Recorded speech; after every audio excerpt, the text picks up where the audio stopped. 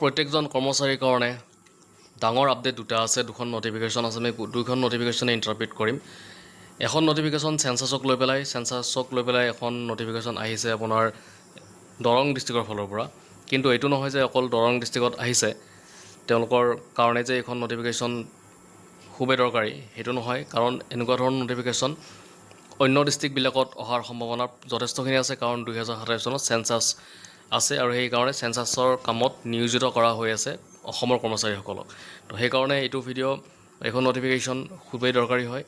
আৰু দ্বিতীয়খন নটিফিকেশ্যন, সেইখনো এটা কঠোৰ নিৰ্দেশ হয় কৰ্মচাৰীসকলৰ কাৰণে, আৰু তাত আপোনালোকৰ এটা ডেট দিয়া হৈছে, আৰু সেই ডেটটো হৈছে 31/10/2026।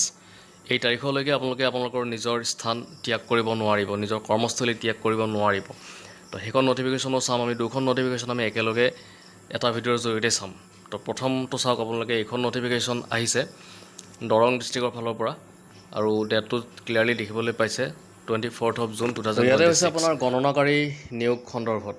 তো ইয়াতে লিখিছে উপৰোক্ত বিষয়ৰ সন্দৰ্ভত মই ইয়াৰ সৈতে 2027 চনৰ আগন্তুক জনগণনা কাৰ্যৰ বাবে চক্ৰ অনুসৰি পৃথকে প্ৰস্তাৱিত গণনাকাৰী হিচাপে নিয়োগ কৰিবলগীয়া কৰ্মচাৰীসকলক তালিকা সংলগ্ন কৰি দিছে।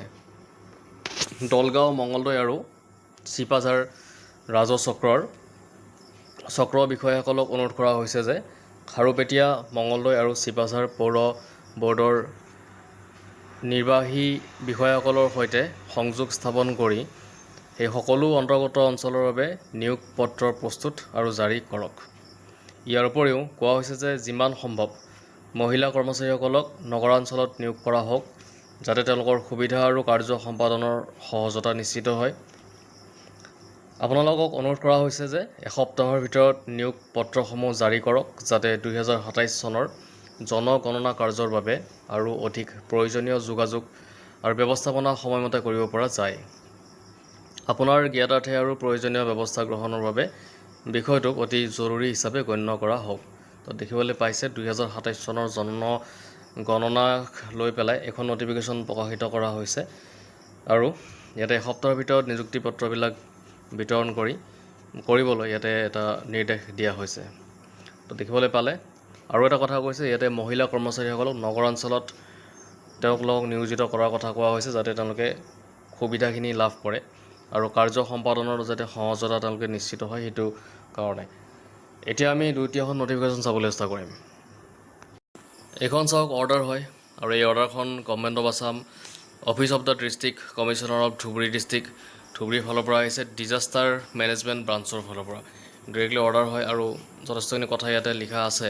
তো কি কথা লিখা হৈছে আমি গোটেইখিনি কথা ইয়াতে চাবলৈ চেষ্টা কৰিছোঁ। ইয়াতে লিখিছে, যিহেতু বৰ্তমানৰ বৰ্ষা ঋতু আৰু ধুবুৰী জিলাত সম্ভাৱ্য বানপানীৰ পৰিস্থিতিৰ প্ৰতি লক্ষ্য ৰাখি যিকোনো জৰুৰী অৱস্থাত ফলপ্ৰসূভাৱে সঁহাৰি জনাবলৈ জিলা প্ৰশাসন, বিভিন্ন বিভাগ আৰু ক্ষেত্ৰ পৰ্যায়ৰ ব্যৱস্থাপনা সম্পূৰ্ণ সজাগ অৱস্থাত ৰখাটো অত্যাৱশ্যক।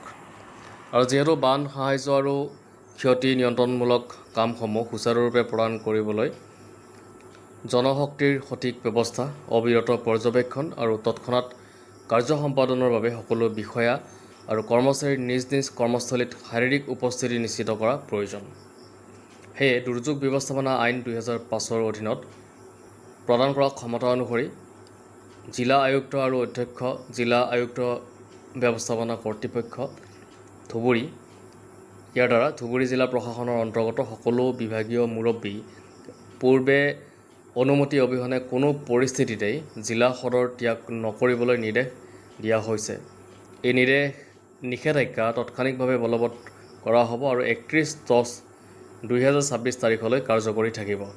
ইয়াৰ উপৰিও সকলো বিভাগীয় মুৰব্বীক নিৰ্দেশ দিয়া হৈছে যে তেওঁলোকৰ অধীনস্থ কোনো কৰ্মচাৰী, ক্ষেত্ৰ বিষয়া বা চুক্তিভিত্তিক কৰ্মচাৰী নিজ নিজ নিযুক্ত স্থান বা কৰ্মস্থলী ত্যাগ নকৰিব, যাতে পূৰ্বে অনুমোদন লোৱা নাথাকে। জৰুৰী ছুটিৰ ক্ষেত্ৰত বিষয়া কৰ্মচাৰীয়ে নিজৰ চৰকাৰী মোবাইল নম্বৰ সদায় চলাচল আৰু 24/7 যোগাযোগযোগ্য ৰাখিব লাগিব। এই সংকটজনক বান নিয়ন্ত্ৰণকালত এই আদেশ অমান্য কৰা বা কোনো ধৰণৰ উলংঘনক গুৰুত্ব সহকাৰে লোৱা হ'ব আৰু দুৰ্যোগ ব্যৱস্থাপনা আইন 2005 অনুসৰি কঠোৰ শাস্তিমূলক ব্যৱস্থা গ্ৰহণ কৰা হ'ব। লগতে নিয়মীয়া বিভাগীয় শৃংখলা ভংগমূলক ব্যৱস্থাও চলিব। তো দেখিবলৈ পাইছে ইয়াতে এখনি ষ্ট্ৰিক্ট নটিফিকেশ্যন আহিছিলে, অৰ্ডাৰ আহিছিলে ধুবুৰী ডিষ্ট্ৰিক্টৰ ফালৰ পৰা। গোটেইখিনি কথা আমি ইণ্টাৰভিউত কৰিলোঁ। যদি ভিডিঅ'টো ভাল লাগিছে লাইক, শ্বেয়াৰ আৰু এটা ছাবস্ক্ৰাইব কৰিব।